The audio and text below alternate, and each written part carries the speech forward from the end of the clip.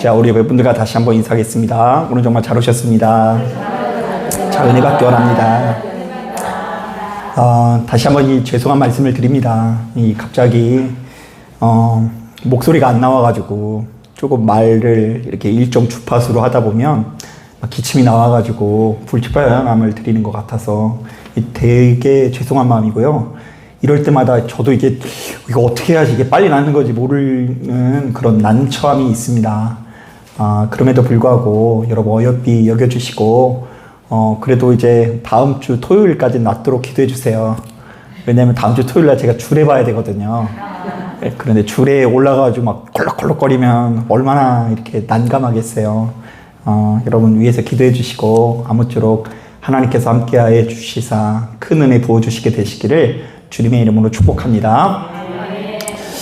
자, 우리가 구약 성경에서 믿음이 가장 좋은 사람이 누구냐고 물으면요, 아마도 많은 분들이 아브라함을 손에 꼽을 것 같습니다.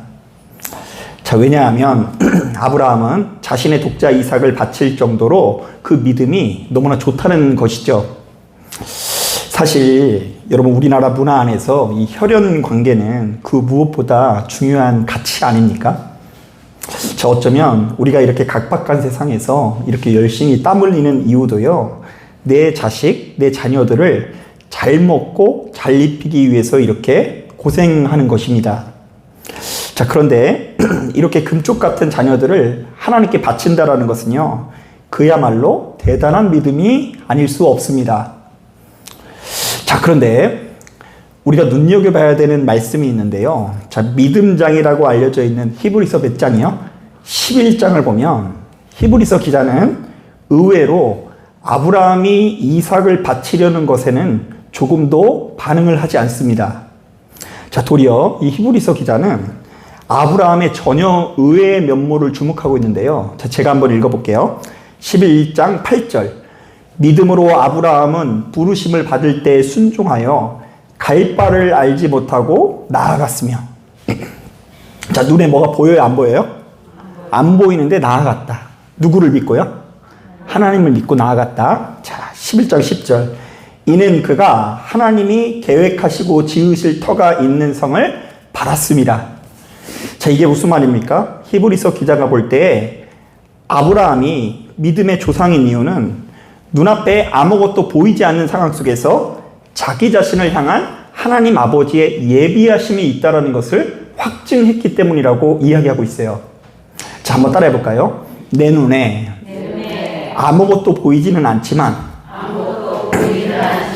하나님께서 반드시 좋은 것을 예비하실 것이다. 예, 바로 이 믿음을 가지고 있어서 믿음의 조상이래요. 자, 그런데 바로 이런 시각으로 오늘 우리가 읽은 본문을 보면 유독 우리들의 눈에 들어오는 몇 가지 장면이 있는데요. 자, 하나님께서 너의 독자 이삭을 나에게 바치라는 요구 앞에 이 아브라함이 희족일간 어떤 태도를 보이고 있습니까? 자, 먼저 우리 다 같이 5절 말씀 같이 한번 읽어보겠습니다. 시작. 이에 아브라함이 종들에게 이르되 너희는 나귀와 함께 여기서 기다리라. 내가 아이와 함께 저기 가서 예배하고 우리가 너희에게로 돌아오리라 하고. 자, 보세요. 아브라함이 자신의 종들에게 너희는 여기 있으라 하면서 내가 아이와 함께 저기 가서 예배를 드릴 후에 그냥 돌아오지 않겠다라고 하고요. 누가 돌아오겠다라고 이야기합니까? 우리가 돌아오겠다고 해요. 우리가. 자, 그러니까 이제 그곳에 갔다가 예배 드리고 어떻게 온다고요? 이삭과 함께 오겠다라는 이야기를 하는 거예요. 자, 그러니까 아브라함은 애초부터 바로 이 제사가 아들과의 이별을 의미한다라고는 생각하지 않은 것 같아요. 자, 계속해서 읽어볼까요? 우리 8절 말씀 같이 한번 읽어봅니다. 시작. 아브라함이 이르되 내 아들아 번제할 어린 양은 하나님이 자기를 위하여 친히 준비하시리라 하고 두 사람이 함께 나아가서. 자, 아브라함이 이삭과 함께 오르는데요. 이 이삭이 나이가 한 몇 살 정도 된 것 같아요? 이제 장성했어요. 분명한 건 막 갓난아기 때 데려가는 게 아니에요. 이제 아빠보다 더 커요. 그리고 이제 아브라함은 100살이 넘습니다. 자, 그런데 이 노쇠한 아브라함이 장성한 이삭과 함께 모리아 산에 오르는데요. 자, 바로 이때 이삭이 아브라함에게 묻는 거예요. 아버지, 분명히 저기 가서 예배 드린다고 했죠. 그런데 불하고 땔감은 있는데 번제할 어린 양은 어디 있습니까? 자, 그러자 아브라함이 이렇게 답하는 거예요. 아들아, 걱정하지 말아라. 번제할 어린 양은 누가 준비하시리라? 하나님 아버지께서 준비하시리라. 자, 물론 이 정통적인 관점에서 지금 우리가 읽은 이 내용들을요, 많은 사람들이 철저히 선의의 거짓말쯤으로 해석을 합니다. 자, 아브라함이 자신의 종과 아들을 안심시키기 위해서 선의의 거짓말을 아주 일관되게 하고 있다는 것이죠. 자, 그리고 막상 모리아 산에 올라가기만 하면 이 노쇠한 아브라함이 그 장성한 아들을 죽여서 하나님께 바치려는 의도가 가득했다라는 관점에서 해석을 해요. 왜요? 그는 하나님을 너무나 아끼고 사랑한 나머지 자신의 아들을 기꺼이 바친다, 못 바친다? 예, 바친다라고 생각을 한 것이죠. 그러므로 너희들도 너희의 아들들을 하나님께 드려야 된다, 말아야 된다? 이게 신중하신 분들이, 그래서 제가 목사 된 거예요. 이게 드려져가지고. 자, 하지만 우리가 여러분 잘 생각해 보세요. 창세기 전체 내용을 묵상해 보면요, 이 창세기 전체의 내용은요, 우리가 제일 잘 알고 있는 성경이잖아요. 성경 전체에서. 자, 그런데 여러분 창세기 내용들 보면요, 이 창세기의 주인공이요, 대단한 믿음을 가진 소수의 몇몇 사람의 이야기가 아니죠. 자, 창세기의 주인공은 철저히 역사의 주관자 되시는 하나님이십니다. 자, 그러니까 역사 이래로 우리 인간은 너무나 연약하고 부족하지만 너무나 자비롭고 인자하신 하나님께서 우리를 포기하지 않고 우리의 인생을 더 좋은 곳으로 이끄신다는 내용이 시종일관 전개되고 있어요. 자, 이것은 오늘 우리가 읽은 이 본문에 나오는 아브라함도 마찬가지 아닙니까? 아브라함이 말이 좋아 믿음의 조상이지 그도 역시 젊은 날 얼마나 많은 이 실수들을 저지르는지 모릅니다. 일단 가는 곳마다 자신의 생명을 보존하기 위해서요, 그의 아내 사례를요, 누이라고 속이고 외간 남자에게 가져다 바칩니다. 아니, 믿음의 조상이라고 한다면 자기 아내를 보호하기 위해서 자기 목숨을 거치다 바치어 싸우다가 죽기까지 할 각오를 해야지. 자기 살자고 누구를 갖다 바쳐요? 아내를 누이니까 이렇게 뭐 하룻밤 어떻게 하십시오, 이렇게 하는 것입니다. 게다가 하나님께서 자신에게 아들을 주신다는 언약을 믿어요, 못 믿어요? 못 믿고 여종 하갈과의 관계에서 이스마엘을 출산하기까지 합니다. 자, 하지만 하나님께서는 그때마다 아브라함의 연약함을 감추어 주시고 그에게 더 좋은 것을 예비하사 좋은 곳으로 인도하시는데요. 자, 그러니까 엄연히 따졌을 때 아브라함이 믿음의 조상으로 불릴 수 있었던 것은 그가 남들보다 월등하고 대단한 믿음이 있어서가 아니라 전능하신 하나님 아버지의 자비와 사랑이 크시기 때문인 것입니다. 자, 오늘 우리가 읽은 본문도 마찬가지입니다. 오늘날 이 시대를 살아가는 우리들은 아브라함이 자신의 독자 이삭마저도 하나님께 아낌없이 드리는 것에만 포커스를 두지만, 자, 우리는 그와 동시에 아브라함이 전능하신 하나님과 아주 오랫동안 친밀히 교제하는 가운데 우리 하나님을 너무나 신뢰하는 사람이 되었다는 것을 주목해야 돼요. 지금 아브라함의 나이가 100살이 넘었거든요. 그런데 그가 젊은 날에는 실수투성이었지만 자신의 인생을 돌아보니까 하나님께서 한 번도 자신에게 이상한 응답을 하신 적이 없으신 거예요. 이상한 요구를 해보신 적이 없으셨던 거예요. 그래서 그가 젊은 날 바로 이 하나님을 의지하여 갈 바를 알지 못하고 낯선 땅으로 나아갔듯이 이번에도 나를 향한 하나님 아버지의 명령에 순종해서 자신의 독자 이삭과 함께 모리아산에 이르는 것입니다. 자, 그렇다고 한다면 지금 모리아산에 오르는 아브라함이 가지고 있는 믿음은 어떤 믿음입니까? 말 그대로 주의 말씀을 의지하여 갈 바를 알지 못해도 주께 나아가는 믿음. 하나님께서 계획하시고 지으실 성이 있다라는 것을 바라보는 믿음. 곧 눈앞에 아무것도 보이지 않는 상황 속에서도 우리 모두를 향한 예비하심이 있다라는 것을 믿는 믿음을 우리들에게 제시하고 있는 것입니다. 사랑하는 여러분, 생각해보면 오늘날 이 시대를 살아가는 우리들에게도 지금 눈앞에 얼마나 불안하고 두려운 거 투성입니까? 여러분 두려운 일 없으세요? 이 때때로 그 노후의 어떤 경제적인 상황 이런 거 생각해보면 좀 걱정될 때 있지 않나요? 다들 부자들만 있으셔가지고 막 내 몸이 약해지고 막 돈이 있어도 내 몸이 약해져가지고 내 곁에 아무도 없으면 어떡하나 뭐 이런 두려움 없지 않나요? 두려움 있지 않나요? 앞날을 미리 알 수 없기 때문에 눈앞에 뭐가 보이지 않기 때문에 우리는 나도 모르는 사이에 참 두렵고 무서운 마음이 들기 십상입니다. 자, 말씀을 준비하다가 생각나는 것은요. 자, 저희 가정이 이제 태성이를 출산했을 때 양가 부모님이 보이신 반응들입니다. 자, 여러분, 그 하나밖에 없는 아들이 이제 그 짝을 이루더니 아기를 가져서 이렇게 태어났어요. 그런 애가 이렇게 태어나서 딱 봤는데 첫인상이 이렇게 돼 있는 거예요. 우리 아들이 첫인상이 진짜 막 이랬어요. 눈이 촉 찢어져가지고 얘는 엄마 닮았다. 이제 그걸 이제 저희는 알았죠.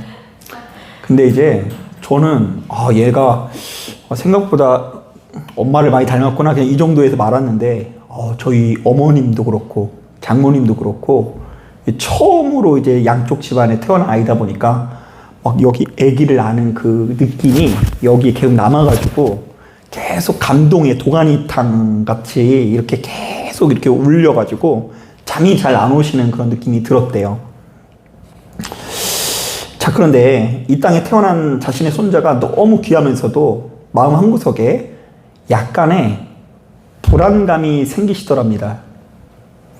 특히 저희 장모님 같은 경우는 이 험난한 세상에서 이 아이가 어떻게 자랄까 하면서 이런저런 염려가 들더래요. 마침 그때쯤 미국에서 총기 난사 사건이 있었거든요. 초등학교에 가서 그 미친 사람이 그냥 아무나 대고 막 두두두두 써가지고 막 떼죽음을 거뒀어요. 그리고 그때쯤 뭐 데이트 폭력이라고 해서요. 남자친구가요. 막 여자애를 잡아다가 막 진짜 이상하게 학대하고 막 그런 영상들이 막 퍼졌었거든요. 바로 이런 사건이 날 때마다 자신의 손주를 보호해 주시는 기도가 저절로 나오더라는 이야기를 들은 적이 있어요. 참 무서운 시기죠. 자, 뿐만 아니라 이 시대를 살아가는 이 젊은 청년들에게도 시시때때로 여러 가지 두려움과 불안감이 몰려오곤 하는데요. 자, 대학의 졸업을 앞둔 청년들 같은 경우에는요, 취업에 대한 불안감이 항상 있고요. 막상 취업을 한 청년들 같은 경우도 바로 그 회사를 다니면서도 크게 불안해 하더라고요. 지금 이 회사를 내가 끝까지 다녀야 할지, 나의 인생을 이 회사에 걸어도 될지, 뭐 그런 여러 가지 고민들에 시달리다가요. 자, 그런데 놀라운 것은요, 막상 하나님께 하나님 더 좋은 직장을 내려주시옵소서 이렇게 기도해서 하나님께서 더 좋은 직장을 열어주시거든요. 그런데 더 좋은 직장으로 옮겨가면서도 불안해요, 안 불안해요? 불안해요. 거기가 돈만 많이 주고 나를 부려먹는 것은 아닌지 하고서요, 막 불안해하면서 옮기더라고요. 그리고 한 번은요, 한 여자 청년이 이런 이야기를 한 적이 있어요. 이제 곧 있으면 결혼을 앞두고 있어요. 이래 말하는 거 아니에요. 결혼을 앞두고 한 3일 전인가 이렇게 같이 밥 먹을 기회가 있으면서 얘기를 듣는데 자기가 지금 마음이 너무 불안하대요. 왜 불안하냐 그러니까 지금 내가 이 남자와 결혼하는 게 맞나 싶어가지고 불안하대요. 그래서 야, 그런 걱정은 좀 진작부터 하지. 이제 결혼 3일 냅두고 그런 고민을 하면은 양쪽에 얼마나 피해가 되냐.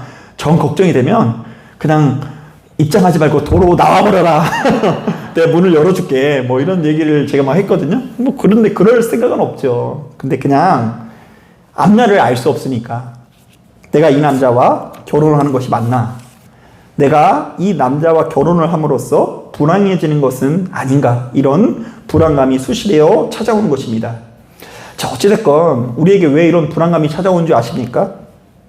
그 누구도 앞날을 미리 알 수 없을 뿐더러 그야말로 눈앞에 아무것도 보이지 않기 때문입니다. 자, 바로 이렇듯 육신의 옷을 입고 있는 우리들은 눈앞에 아무것도 보이지 않기 때문에 늘상 불안하고 초조해질 수밖에 없습니다. 또한 자신도 모르는 사이에 눈앞에 보이는 거짓 동아줄을 꼭 붙잡고 충성을 맹세할 수 있습니다. 불안하니까 뭔가라도 붙들고 이 헛된 동아줄, 거짓 동아줄인데도 불구하고 거기에서 유익을 누리기 위해서 정말로 충성을 맹세한다는 것이죠. 하지만 바로 이때에 우리에게 필요한 것은 하나님께서 우리들을 인도하실 것에 대한 믿음입니다. 하나님께서는 우리를 너무나 아끼고 사랑하사 반드시 우리들을 좋은 곳으로 인도하실 것이다.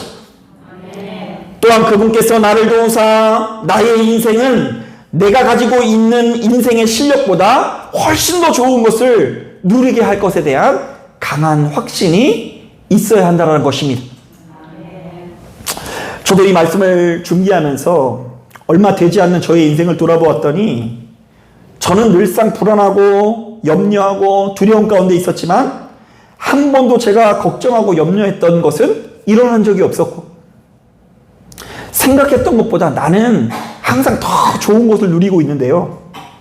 하나님께서 나를 좋은 곳으로 인도하사 내가 가진 실력에 비해서 훨씬 더 좋은 열매를 맺게 하시더라고요. 그러니까 이게 계속 반복이에요. 나는 걱정하고 염려하고 하나님께서는 더 좋은 것을 주시고 나는 걱정하고 염려하고 하나님께서는 계속 더 좋은 것을 주시고. 야, 지금 우리 예진교회 여기에서 이제 사역할 때는 좀 덜 했는데요. 제가 서울에서 사역을 하다가 정읍에 내려가서 개척을 할 때에도 일단 물질에 대한 걱정과 염려가 막 찾아오더라고요. 뭐 막상 일을 벌려보니까요, 이 조그만 교회를 개척하는데도 돈이 왜 이렇게 많이 들어요? 그러니까 막 강남 이런 데서 1,000억, 2,000원 드시는 분들도 아마 스트레스를 받긴 받을 거예요. 근데 저도 이제 이 조그만 데에서 하려고 하니까 이것도 부족하고 저것도 부족한데 하나님께서 다양한 루트를 통해서 이 개척에 필요한 모든 물질들이 정확하게 채워지게 하시는데요. 제가 막 깜짝 놀랄 정도예요. 심지어는요, 제가 그곳에 이제 감리사님을 만나서 개척 허가를 받는데 그 자리에서 얘기하시는 거예요. 야, 우리가 2년간 개척할 사람을 찾으면서 1,800만 원을 모아놨는데 개척할 사람이 안 나타나서 다음 주면 900만 원 어려운 교회 도와주려고 했는데 이제야 나타났다고 이러면서 다 임자가 있는 것 같다고 하면서 저한테 가자마자 1,800만 원을 주시더라고요. 이쯤 되면 좀 아멘 좀 해주셔야 되는데 딴 데 가면 막 박수치고 막 그래요. 네, 그렇다고 뭐 동정의 박수를 하실 필요는 그래가지고요, 어찌됐건 가자마자 900만 원씩 받기로 한 목사님들이 서운할 정도로, 근데 원래 그 목적은 개척교회를 위한 목적이다 보니까 그때 채워지기도 하고요.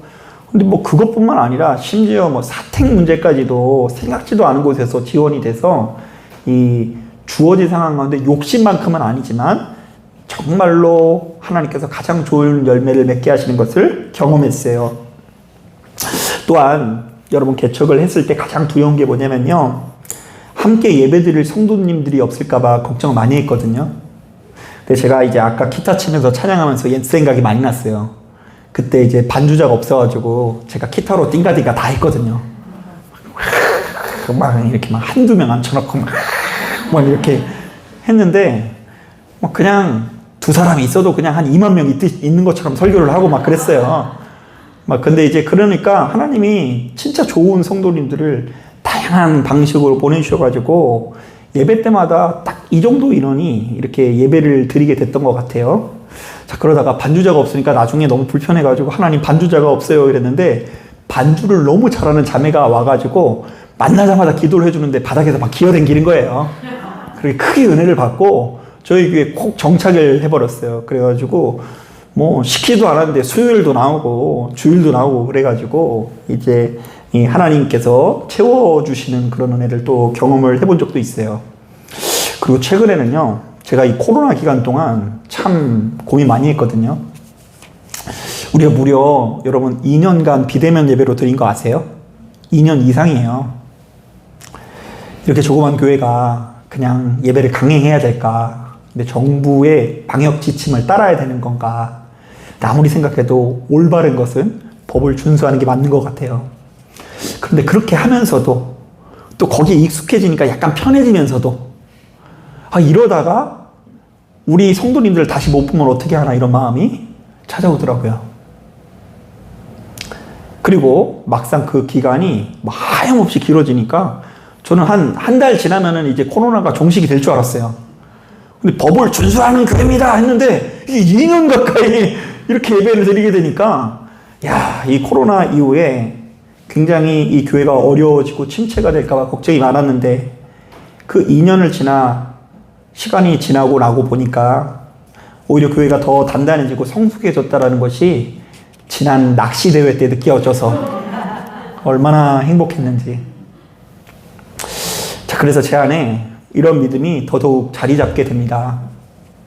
하나님, 나는 여전히 앞날을 알 수 없어서 내일 또 기도하면서 앉으면 불안해가지고 또 막 기도를 할 거예요. 하나님, 또 저는 내일을 알 수 없어서 또 불안해서 겨울이면 또 베란다에 가가지고 기도를 하게 될 거예요.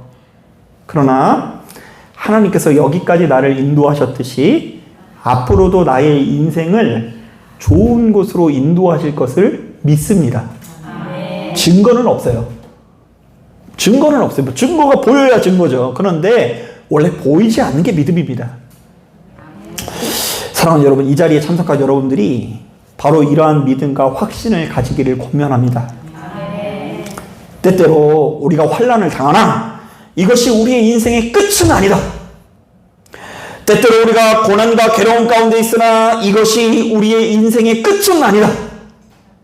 하나님께서 반드시 우리들에게 좋은 것을 예비하시고 우리들을 좋은 것으로 인도하실 것이다. 자, 오늘 우리가 읽은 본문을 보니까 이제 100살이 넘은 인생의 이 마지막을 준비하고 있는 아브라함이 바로 우리 하나님을 그렇게 노래하고 있어요. 자, 뭐라고 노래하고 있을까요? 우리 14절 말씀 같이 한번 읽어보겠습니다. 시작. 아브라함이 그 땅 이름을 오늘날까지 사람들이 이르기를 여호와의 산에서 준비되리라 하더라. 자, 우리는 이때 여호와 이레라는 단어에 밑줄을 그어야 하는데요. 바로 이것은 주님께서 나의 길을 예비하신다라는 의미입니다. 100살을 넘게 산 믿음의 조상 아브라함의 결론이 하나님께서 내가 걱정했던 것보다 모든 게 잘 풀리게 하셨다. 나는 막 두려워가지고 걱정돼가지고 염려가 돼가지고 심지어 이삭도 드릴지 말지에 대한 문제를 가지고 되게 염려할 수 있었는데 하나님께서 그 모든 문제를 다 예비하시는 하나님이었다. 사랑하는 여러분, 우리는 너무나 연약하고 부족하지만 또한 희망찬 내일을 기대하기에는 때때로 너무나 절망 가운데 놓이긴 하지만 하나님께서 우리의 앞길을 예비하사 좋은 것으로 인도하신다라는 하나님 주신 것을 믿으시는 저와 여러분들이 되시기를 주님의 이름으로 축복합니다. 자, 기도하겠습니다.